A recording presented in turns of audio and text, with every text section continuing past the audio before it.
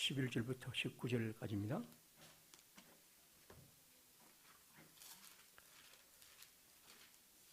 누가복음 17장 11절부터 19절입니다. 예수께서 예루살렘으로 가실 때에 사마리아와 갈릴리 사이로 지나가시다가 한 마을에 들어가시니 나병 환자 10명이 예수를 만나 멀리 서서 소리를 높여 이르되 예수 선생님이여 우리를 불쌍히 여기소서 하거늘 보시고 이르시되 가서 제사장들에게 너희 몸을 보이라 하셨더니 그들이 가다가 깨끗함을 받은지라. 그 중에 한 사람이 자기가 나은 것을 보고 큰 소리로 하나님께 영광을 돌리며 돌아와 예수의 발 아래에 엎드려 감사하니 그는 사마리아 사람이라. 예수께서 대답하여 이르시되 10사람이 다 깨끗함을 받지 아니하였느냐? 그 9은 어디 있느냐? 이 이방인 외에는 하나님께 영광을 돌리러 온 자가 없느냐 하시고 그에게 이르시되 일어나 가라 네 믿음이 너를 구원하였느니라 하시더라. 아멘. 갈릴리 사이를 오늘 11절에 지나가시는 장면입니다. 사마리아와 갈릴리의 경계선, 아마 그곳에 그 당시에 사람들이 뭔가 격려해왔던 이 나병 환자들이 아마 살고 있었던 것 같습니다. 그리고 그들이 예수님이 지나가신다는 소식을 듣고 예수님을 멀리 서서 11절에 보면, 20절에 보면 주님을 향하여 불쌍히 여기달라고 소리칩니다. 주님은 그들을 보시고 말씀하십니다. 이제 가서 제사장들에게 너희 몸을 보이라. 이 말은 나병에 대해서는 제사장이 그 나병이 치료를 받았는지 혹은 여전히 병이 있는지를 진단하는 그런 책임이 있습니다. 권한이 있죠. 그러니까 이 성경이 말하는 것은 나병 환자에게 이렇게 말씀하신 것은 이제 네 몸이 깨끗해졌으니 그곳에 가서 제사장에게 진단을 받으라고 말합니다. 그러자 14절에 그들이 가다가 깨끗함을 받았습니다. 여기까지 얘기입니다. 그런데 그 깨끗함을 받은 걸 보고 15절에 그 중에 한 사람은 예수님께 돌아와서 엎드려 하나님께 영광을 돌리며 감사하고 하나님께 찬양을 했습니다. 16절까지입니다. 그런데 예수님의 말씀은 10사람인데 왜 9사람은 돌아오지 않고 네 혼자만 왔느냐? 그리고 18절에 이 이방인이란 말은 사마리아에 있는 사람들은 그렇게 부를 정도였습니다. 이 사람만이 하나님께 영광을 돌리러 왔다고 말씀하시고 그에게 내 믿음이 너를 구원하였다는 말씀으로 얘기를 끝냅니다. 제가 이 주제로 이 본문을 가지고 한번 찾아보니까 홈페이지에 4번을 설교를 했습니다. 그림을 보시면 작은 그림 보이지 않을 테니까 저게 캡처를 해서 이제 우리 홈페이지에 있는 것을 봤습니다. 2005년 7월 20년, 2005년 10월, 2016년 7월, 24년 9월. 제가 누가복음을 계속 강의하기 때문에 누가복음을 2번째 강의하고 또 누가복음에 대한 설교를 하면서 이 본문을 4번을 설교를 했습니다. 그런데 왜 다시 제가 설교를 할까? 이제 설교자는 자기가 한 설교에 대해서 확신을 갖고 하지만 또 한편 이 말씀이 주는 의미를 끝없이 또 숙제처럼 갖고 있을 때가 있습니다. 오늘 이 본문이 그렇습니다. 저는 이 설교를 감사의 의미로 설교를 했습니다. 예수님의 말씀처럼 네 믿음이 너를 구원하였다 할 때 이 감사하는 믿음, 이것이 온전한 구원에 이르는 길이라는 거죠.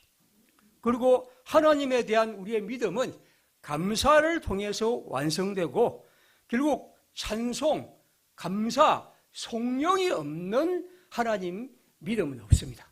그런 의미에서 이 성경을 저는 4번에 걸쳐서 거의 같은 주제로 계속 조금 바꿔서 설명을 했습니다.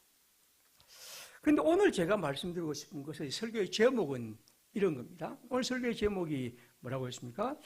왜, 무엇이 그들로 감사하지 못하게 했는가? 오늘 제가 한번 보고 싶은 늘 이 본문에 대해 갖고 있는 질문이 그것이에요. 감사. 이게 주제란 것은 알겠는데, 그러면 무엇이 이 9사람을 하나님께 감사하고 찬송하지 못하게 했는가? 그것이 이 성경이 우리가 보고 싶은 얘기입니다. 예수님은 말씀하시죠. 10사람이 다 깨끗함을 받지 아니하였느냐? 그 9은 어디 있느냐? 도대체 9은 왜 감사하지 않느냐? 하는 것입니다. 16절에 보니까 감사한 유일한 사람은 예수의 발 아래 엎드리니 감사하니 그는 사마리아 사람. 다시 말하면 다른 9사람은 유대인이었고 이 한 사람 사마리아 사람만이 예수께 나와 찬송과 감사를 드렸다 하는 것입니다. 한번 생각해 봅시다.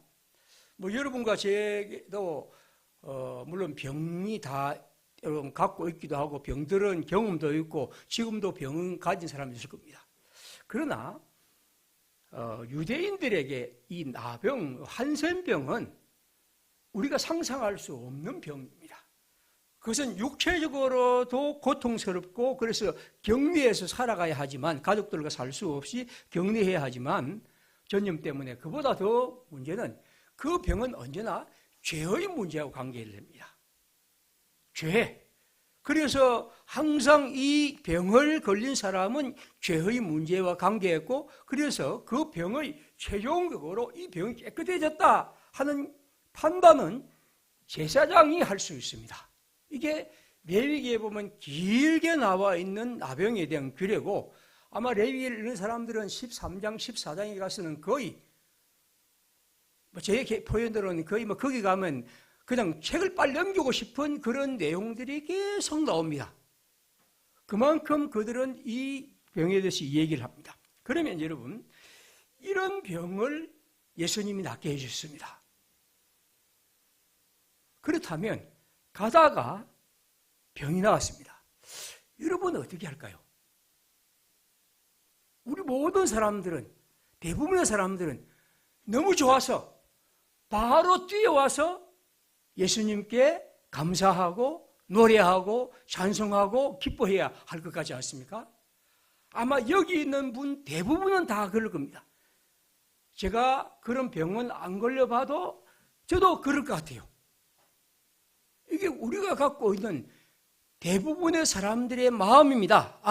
하나님의 아들 그리스도가 오셨는데 그분을 내가 만났는데 그분이 내게 이런 놀라운 일을 행하셨는데 이 놀라운 일을 내가 그 말씀을 믿고 가다가 제사장 집으로 가는데 그게 낫게 됐단 말이죠.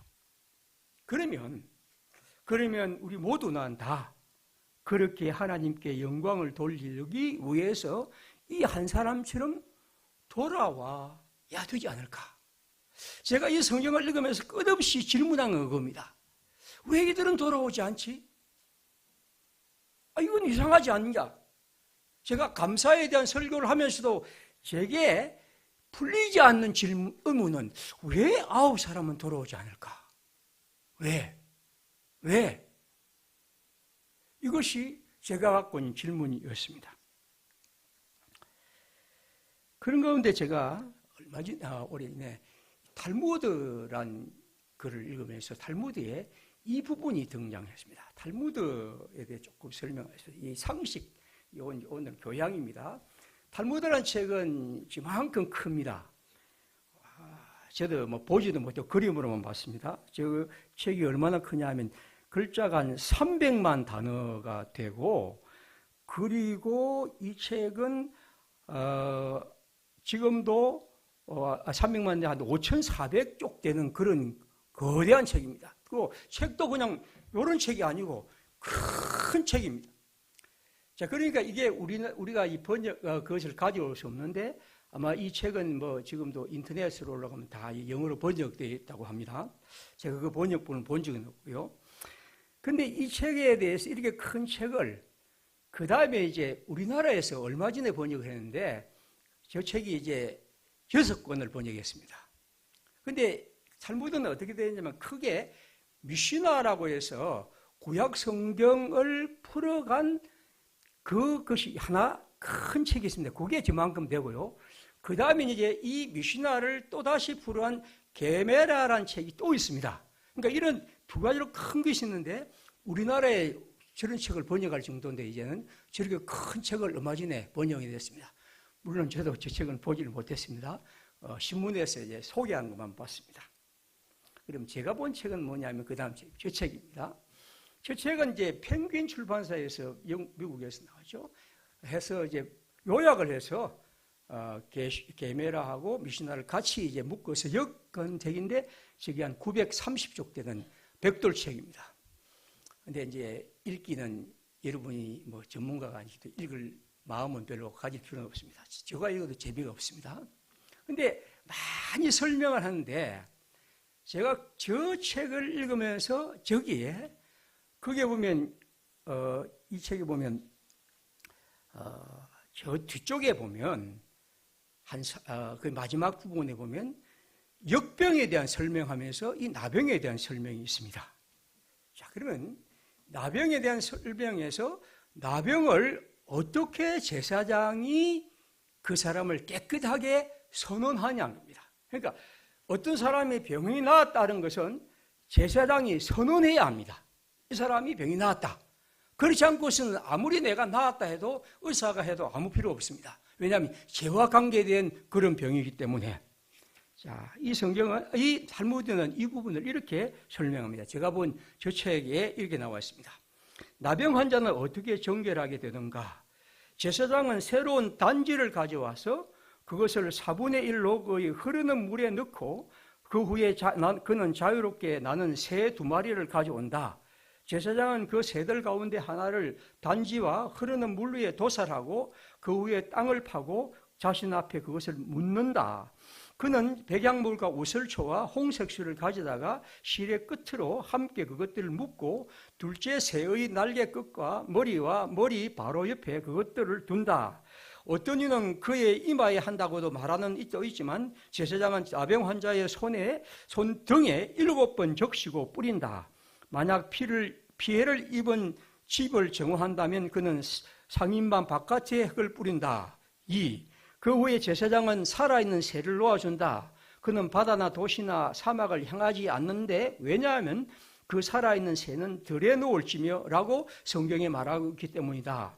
그 다음에 제사장은 나병 환자의 몸 전체에 면도칼을 대어 그 모든 털을 밀어야 한다. 그 다음에 나병 환자는 자기 옷을 빨고 목욕한다. 그는 이제 더 이상 출입으로 더럽혀지지 않고 기어다니는 것과 접촉한 정도로만 정하다. 그는 예루살렘 성곽 안에 들어갈 수 있지만 자기 자신의 집에는 7일 동안 금지되고 성관계도 금지된다. 3. 7일째 되는 날에 그는 다시 첫날처럼 몸을 밀고 자기 옷을 빨며 목욕한다. 그는 이제 기어다니는 것과 접촉한 자의 부정결함의 단계도 아니며 아니다. 만약 그가 레위인이라면 그는 11조를 먹을 수 있으며 그가 만약 제사장이면 저녁마다 저녁때에 그는 테루마를 먹을 수 있다. 그는 자신의 속죄 제물을 가져왔다면 그는 다시 희생 제물에 참여할 수 있다. 그래서 나병 환자가 정결에는 3단계가 있으며 출산 후의 정결에도 마찬가지로 3단계가 있다. 제가 이게 길게 말씀을 드린 것은 이 나병 환자를 깨끗하게 한 것은 이렇게 긴 과정입니다. 그리고 이것은 율법과 또 이런 탈무드의 법에 따라서 자세하게 그것을 설명하고 있습니다. 그렇게 해야 그는 깨끗하게 됩니다. 자, 그러면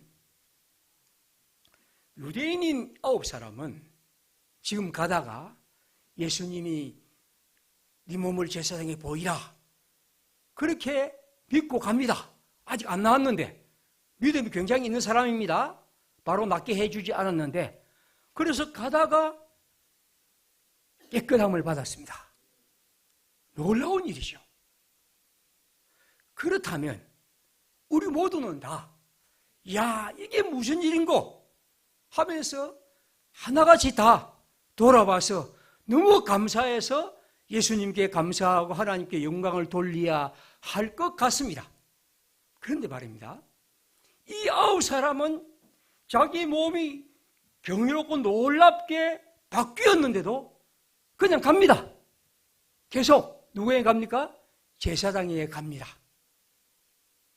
이 탈무드의 법이 꼭 그 당시에 있었는지 알 수 없지만 적어도 이 비슷한 법이 있었다면 그들은 제사장이 끝까지 나와 함께하고 내게 이런 규례를 하고 이렇게 새를 날리고 그 다음에 물로 깨끗하게 하고 털을 밀고 이런 것을 통해서 나는 깨끗함을 받았다고 생각한 거죠. 그는 갑니다. 아마 그가 가면서 나는 너무 좋은데 빨리 예수께 가야 되겠는데 그러나 나는 가야지. 제사장에게 가다가 또 갈등했겠죠. 너무 기쁜데 돌아가야지. 그래도 갑니다. 그는 끝까지 가고 오직 한 사람인 사마리아인 그는 율법에 관심이 없습니다. 그는 율법을 모르는 사람일지도 모릅니다. 혹은 율법을 조금밖에 아는 사람일지도 모릅니다. 그러나 그는 그리스도가 그에게 하신 능력과 놀라운 일 앞에서 그냥 놀라고 그냥 기쁘고 그냥 감사하고 그래서 그는 제사장에 안 가고 바로 그리스도에게 갑니다. 오늘 예수님 말씀하신 것은 그러지 않을까?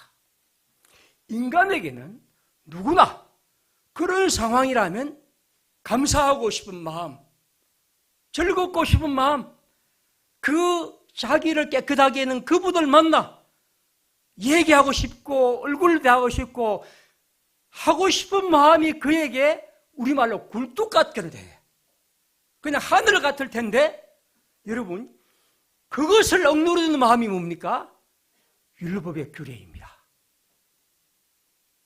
법이란 것이 그들을 우리 인간이 가질 수 있는 그 기본적인 마음, 누구나 가질 수 있는 그 마음, 그것을 억누르고 그것을 못하게 하고 그래서 그들은 제사장에게 꾸역꾸역 그 길을 갑니다. 그 마음에 수많은 갈등이 있었을 것이지만 그는 가서 결국 그리스도께 돌아오지 않습니다. 예수님은 말씀합니다. 10사람이 다 깨끗함을 받지 않았느냐? 그렇다면 그 9은 어디 있느냐? 그 9! 여러분 무엇이 감사를 가로막습니까? 바로 율법의 규례입니다. 그들이 알고 있는, 그들이 갖고 있는 법률의 체계, 그것이 인간이 갖고 있는 원초적인 마음, 이렇게 고마운 그분에게, 이렇게 영광스러운 그분에게, 이렇게 놀라운 일을 얘기해 준 그분에게 나아가는 걸음을, 가슴을 억누르고 맹맹하게 만들어버린 것입니다. 그것은 진정한 하나님의 법이 아니죠. 그것은 하나님의 생명의 법이 아닙니다. 생명의 법은 우리로 감사한 사람에게는 감사하게 하고 사랑할 것을 사랑하게 하고 눈물 흘릴 땐 눈물 흘리게 하고 정의로운 일에 나갈 때는 정의롭게 하고 우리가 우리의 비록 힘없고 연약하지만 나눌 수 있는 건 나누게 하고 이게 우리 하나님이 우리에게 주신 마음입니다. 그러나 지금 그들이 갖고 있는 이 율법의 규례들이 그 9사람의 가슴을 억누르고 있는 거죠. 누가복음 11장 38절에 보면 예수께서 잡수시기에 손 씻지 아니하심을 보고 바리새인이 보고 이상히 여기는지라. 주께서 이르시되 너희 바리새인은 지금 잔과 대접의 끝은 깨끗이나 너희 속에는 탐욕이 가득하도다. 율법의 깨끗함은 우리 안에 있는 탐욕과 악독과 불의한 것들을 깨끗하게 한 겁니다. 그들은 율법의 규례를 따라서 예수님의 손 씻지 않고 밥을 먹는 문제를 시비 겁니다. 물론 율법에 그런 거실이 있습니다. 그러나 그것을 탈무드로 그들은 해석합니다. 그러나 진정한 깨끗함은 우리 안에 있는 탐욕과 불의와 부끄러운 것을 버리는 것이 아니 손을 깨끗하게 하는 것이 뭐 그리 중요한 것이냐고 그렇게 얘기를 합니다. 그건 위생 정도로 볼 수 있는 것이죠. 누가복음 10장 30절을 잘 아는 말씀입니다. 예수께서 대답하여 이르시되 어떤 사람이 예루살렘으로 여리고로 내려가다가 강도를 만나매 강도들이 그 옷을 벗기고 때려 그의 죽은 것을 버리고 갔더라. 마침 한 제사장이 그 길로 내려가다가 그를 보고 피하여 지나가고. 지금 한 사람이 거의 죽은 상태로 피투성이가 되어 지금 죽어가고 있습니다. 그런데 하나님의 율법에 밝은 제사장이 그 길을 피하여 지나갑니다. 왜 예수님은 이 등장인물의 제일 중심으로 제사장을 두었을까요? 바로 그가 그렇게 한 것은 그들이 갖고 있는 율법 때문입니다. 시체를 만지지 말라. 특별히 예루살렘과 여리고가 제사장의 주 거주지라 한다면 아마 제사를 집행하고 돌아오는 길이었을 것입니다. 율법은 말합니다. 제사를 집행하는 어느 정도 기간 동안은 시체를 만지지 말라고요. 피를 만지지 말라고요. 그는 그 율법에 충실한 자입니다. 여러분, 법이 인간이 가진 하나님 백성이 반드시 가져야 할 이 죽어가는 사람에 대한 사랑과 긍휼의 마음을 억누르고 있습니다. 여러분, 어째 그것이 율법일 수 있습니까?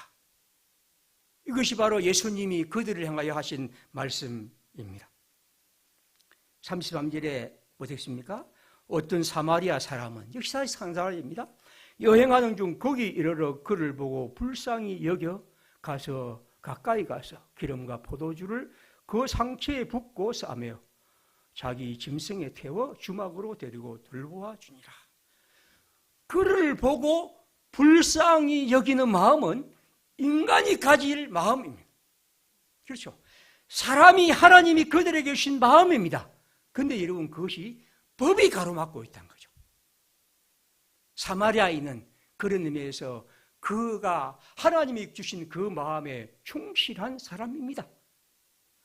무엇이 사랑을 가로막고 무엇이 감사를 가로막습니까? 하나님의 율법을 그들은 그렇게 이용하고 있습니다. 갈라디아 3장 18절 너희는 유대인이나 헬라인이나 종이나 자유인이나 남자나 여자나 다 그리스도 예수 안에서 하나이니라. 유대인과 헬라인은 없고 종도 자유인도 없고 남자도 여자도 더 이상 차별 없는 평등한 하나님의 백성의 구원의 길. 그런데 지금 그들은 유대인들은 이방인이라고 깔보고 자유인은 종이라고 깔보고 남자는 여자를 함부로 대하고 있습니다. 하나라고 할 때 이 하나의 의미는 바로 우리로 하여금 옛 법 속에 담겨있는 그리스도의 새로운 것들을 보라는 것입니다. 그런 의미에서 다시 말씀드리면 여성 안수에 대한 이런 것들을 논쟁하는 것 자체도 그렇게 큰 의미 없는 얘기이기도 합니다. 하나만 더 하겠습니다. 사무엘상 6장 20절에 다윗이 자기 가족에게 축복하러 돌아오며 사울의 딸 미갈이 나와서 다윗을 맞으며 이르되 이스라엘 왕이 오늘 이렇게 영화로우신지 어떻게 영화로우신지 방탕한 자가 염치 없이 자기 몸을 드러낸 것처럼 오늘 그 신복의 개혁종의 정 앞에서 몸을 드러냈도다. 다윗은 하나님의 언약궤를 자기의 집으로 모셔올 때 그것이 너무 기뻐서 춤춥니다. 심지어 자기의 옷을 벗고 춤춥니다. 다윗이 갖고 있는 생각은 무엇입니까? 내가 하나님의 부족하고 연약하고 참으로 보잘것없는 자였는데 주님이 나를 이렇게 높이시고 특별히 언약궤를 돌아오게 하신 이 놀라운 일을 그는 경험한다. 그 일에 감사한 것을 그냥 노래 정도로 부를 수 없고 그냥 기도 정도로 할 수 없고 에라 지금은 너무 기쁘다. 그래서 옷을 벗고 덩실덩 춤추고 그냥 뛰고 있습니다. 왕의 규율을 볼 때 그 왕의 규율과 간섭에 어긋난 겁니다. 왕이 어떻게 채통 없이 그렇게 할 수 있습니까? 그의 아내는 그렇게 그를 비난합니다. 그러나 다윗은 말합니다. 왕의 법률과 이 세상의 규율과 간섭보다도 내 안에 하나님이 주신 이 마음이야말로 이 가슴이야말로 내가 이렇게 표현할 수밖에 없다 하는 것이 다윗의 마음이죠. 아무튼 여러분, 이 법이란 것, 율법이란 것이 이 사람들을 예수께 돌아오는 것을 가로막고 있습니다. 법이 근역한 정신과 의미를 무시하고 그 문자에 휩쓸리고 그 문자를 과도하게 강조하고 그 문자를 우상화하게 될 때 문제는 엄청난 문제가 됩니다. 지난 주간에 대통령 부인 김건희 씨의 그 한 5살 동안 무슨 백입니까? 디올백, 그 디올백에 대해서 수사를 하고 이제 그 똑똑한 검사들이 이제 발표를 했습니다. 모두 다 무혐의 불기소 처분을 내렸습니다. 뭐 그렇게 하면 대통령은 김 여사의 건부수를 알고도 감사원에 신고하지 않은 것도 어떻고, 그 다음에 뭐 하여튼 계속해서 한 5가지를 설명을 했습니다. 여러분과 제가 볼 때 그 일이 그냥 생각해야 됩니다.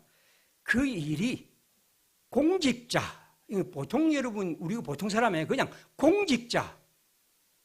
공직자에게 우리나라 최고의 권력자는 대통령입니다. 그 사람의 부인이 그런 백을 받는 것이 바른 것인가? 이건 너무 복잡하게 생각할 거 없습니다. 그 다음 생각해 보면 그건 아니지. 그래서 안 되지. 그 누구나 다 상상할 수 있는 겁니다. 그러나 그들은 아주 복잡한 논리를 펴서 그것이 아무 문제 없다고 끝을 맺었습니다. 그림 하나 보여드리겠습니다. 이 그림은 국가 청렴도 순위입니다. 이제 세계에서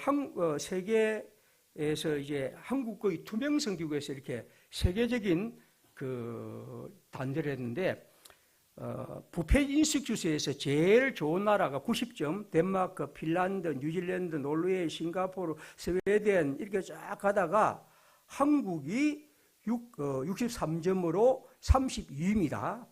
180개국 중에서. 그러면 이제 이게 어떤 방이냐면, 그 옆에 그림은 이제 끈표 그림 보십시오. 저게 잘 안 보이겠지만 2016년에 52위였습니다. 2점이었고, 순위가 52였고, 그때 53점이었습니다. 이게 51점, 45점, 45등, 39등, 33등, 32등, 31등 가다가 이제 다시 32등으로 내려왔는데, 그럼 이게 언제부터 그렇게 됐냐면 2016년부터 이게 조금씩 올라갔습니다. 그럼 2016년이 뭔지 아십니까? 바로 우리나라의 이른바 청탁금지법, 김영란법이 만들어진 때입니다. 한국 사회를 투명하기 위해서, 우리 사회가 참 우리가 이 땅에 이런 나라라고 하는데도 52등이라는 것이 후진국 중에 후진국으로 우리가 이런 투명성의 정직 기술을 있다는 게 얼마나 부끄러운 것이냐. 그래서 우리 사회가 하기 위해서 김영란법을 통해서 그런 것을 받아서 안 된다 그렇게 하고, 꼭 대가가 입증하기 어렵죠. 사실상 이 법기술자들은 변호사를 얼마나 잘 삽니까? 김앤장부터 시작해서 사면 수억 원, 수십억 주고 사니까 하게 빠져나가니까 이렇게 해죠. 꼭 청탁을 입증하지 않더라도 그러한 것들을 어느 정도 받으면 안 된다. 이게 나온 겁니다. 그래서 이렇게 됐는데, 사실 우리 사회가 이만큼 좋아졌습니다. 그런데 아마 이제 2025년, 2026년에는 어떻게 될지는 모르겠습니다. 그런데 여러분, 이 검찰이, 제가 그 신문을 보니까 이 사실이 혐의 없다는 걸 설명하기 위해서 얼마를 했냐면 110분 동안 설명했습니다. 110분 동안. PPT를 107쪽을 딱 띄우면서 설명했습니다. 아니, 107쪽이나 110분이나 그 똑똑한 사람들이 설명할 뭐가 있습니까? 그냥 우리도 다 아는 얘기인데, 그건 안 돼. 그거는 그런 권력자의 부인이 하면 안 된다는 것은 청탁금지법에 우리가 보면 충분히 알 수 있는 것인데도 그들은 그렇게 설명합니다. 여러분, 법이란 것은, 그 법은 한국 사회를 공의롭고 투명하고 정의롭게 만드는 겁니다. 우리는 오직 그 법에 그렇게 그 법의 지위에 충실하면 누구나, 여러분이나 저나 누구나 판단할 수 있는 것이죠. 아무튼 우리가 이 땅을 살아가면서 우리의 마음을 어지럽히는 이 법의 기술, 그러한 방식을 완전 넘어설 수 있는 것이 굉장히 중요하고, 아마 그리스도인들에겐 그런 것이 특별히 이 법 중심적인 사회에서는 저는 매우 절실한 것이라고 봅니다. 시간이 없지만 하나만 더 하겠습니다. 재미있는 글이니까. 이 다음 글을 보겠습니다. 이 책은 이제 이 모비딕이라는 책에 저런 글이 있습니다. 모비딕, 아주 유명한 책이죠. 허먼 멜빌의 미국 작가입니다. 이 책은 이제 이 큰 고래를 쫓는 얘기인데, 고래에 대한 여러 얘기들이 많습니다. 그 중에 이제 이 사람이 이제 고래에 대한 여러 상황을 기록하고, 뭐 역사뼈, 뭐 고래 장례식부터 시작해서 하다가 고래에 대한 법령을 이제 하나 소개합니다. 법이 어떤 얘기냐면, 고래는 왕의 허리를, 왕비가 꼬리를 가지기에 매우 적절하게 되어 있다. 이게 이제 고래 영국의 법과 간섭의 3장 3행에 나오는 글입니다. 자, 그림을 보십시오. 어떤 사람이 고래를 잡았습니다. 그 고래는, 머리는 누굽니까? 왕이 머리를, 왕비가 꼬리를 가지고 있습니다. 그러면 이제 잡은 사람의 몫은 어디입니까? 그럼 잘라봅시다. 이게 도대체 어디까지가 허리고 그 부분이 어디죠? 그러니까 이 뭐냐면 이 모비딕은 이런 방식으로 사람들이 이렇게 왕이나 이런 사람들이 애서 잡은, 요즘은 포경이 이제 금지되어 있지만 애서 잡은 고래의 고기를 자기들이 다 차지하는 이런 방식의 얘기를 합니다. 허리와 꼬리를, 그러면 이게 다 허리라 하면, 이게 다 꼬리를 하면 도대체 이 사람이 작살잡이들이 가져올 것은 아무것도 없는 방식이죠. 이런 방식으로 이 법이란 게, 여러분, 법이란 것은 끝없이 이런 것을 통해서 했습니다. 그래서 우리 교회도 법을 공부한 사람들이 있는데 저는 항상 충고를 많이 해주고 싶습니다. 법이 갖고 있는 의미에 대해서 법의 진정한 정신을 이해하는 것이 필요하다고 볼 수 있겠죠. 아무튼 오늘 이 성경은 무엇이 그들 감사하지 못하겠는가? 결국 그들이 갖고 있는 법입니다. 그들이 갖고 있는 관리와 관습입니다. 그것이 감사를 막고, 그것이 긍휼과 사랑을 막고, 그것이 정의를 막고, 그것이 우리 가운데 해야 할 진정한 인간의 삶을 가로막고 있습니다. 예수님은 그것을 넘어뜨리고 싶은 거죠. 그것을 새롭게 하고 싶은 겁니다. 진정한 하나님이 그들에게 심어주신 하나님의 백성의 좋은 마음, 아름다운 마음, 참된 마음, 생명 넘치는 마음과 가슴으로 살게 해주고 싶은 것이죠. 요한복음 8장 31절 같이 한번 읽겠습니다.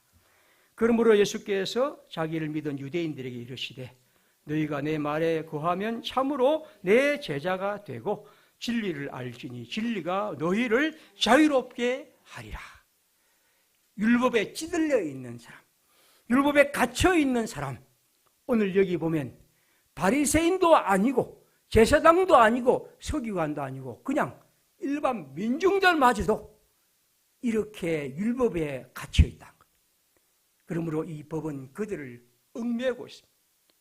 하나님 우리에게 주신 좋은 감정들, 사랑과 감사와 긍휼과 그리고 작지만 정의를 이런 아름다운 마음들은 하나님이 주신 것입니다.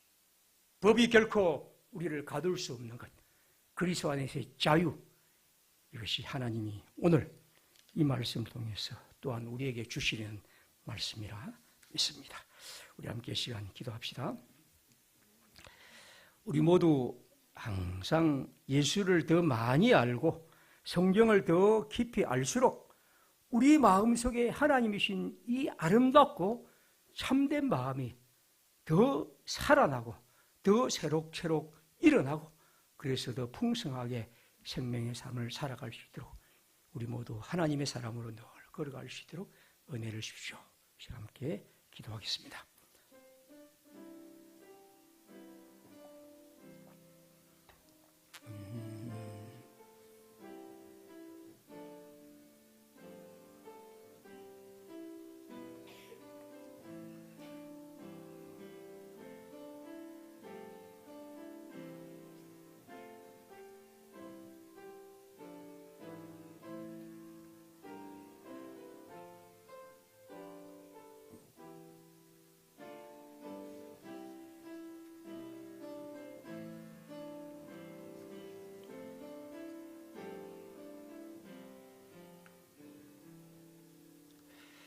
찬송가 217장 찬송하겠습니다.